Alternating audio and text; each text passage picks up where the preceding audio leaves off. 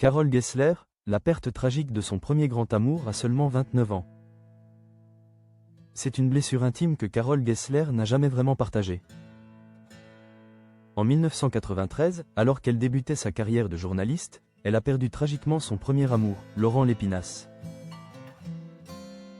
Rédacteur en chef à RTL TV. À seulement 29 ans, Laurent a été victime d'un terrible accident de la route sur l'autoroute A4.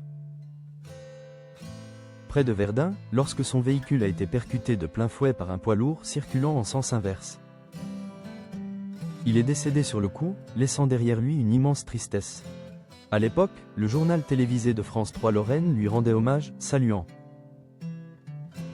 Un journaliste unanimement respecté par ses pairs et reconnu pour sa grande gentillesse.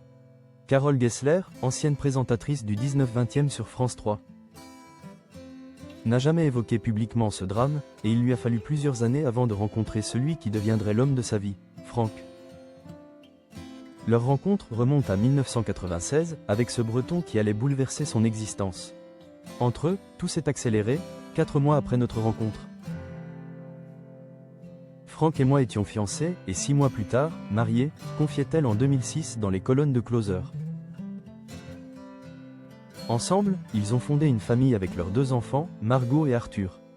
La journaliste veille jalousement à préserver leur intimité, affirmant « Je ne souhaite pas exposer mes enfants ni mon mari. Ce serait moi la plus vulnérable si c'était le cas.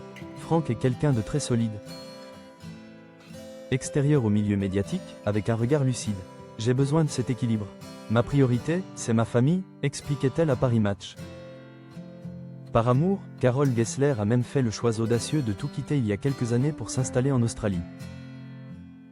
C'est là, loin de tout, qu'ils ont découvert une passion commune, le vin. C'est pendant ce séjour en Australie, au début des années 2000, que je me suis intéressé à l'univers viticole et aux différentes méthodes de production. Mon mari, lui, était déjà un grand amateur, racontait-elle à la Revue du Vin de France.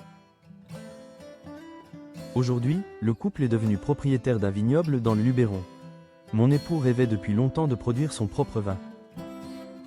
Ensemble, nous avions envie d'un lieu, d'un ancrage pour nos enfants, confiait-elle à la revue spécialisée. Après plusieurs visites, c'est en 2018 qu'ils ont eu un véritable coup de cœur pour une ancienne bâtisse entourée de vignes et d'oliviers. Depuis, ils savourent chaque instant passé dans ce havre de paix, où passion et famille se conjuguent harmonieusement.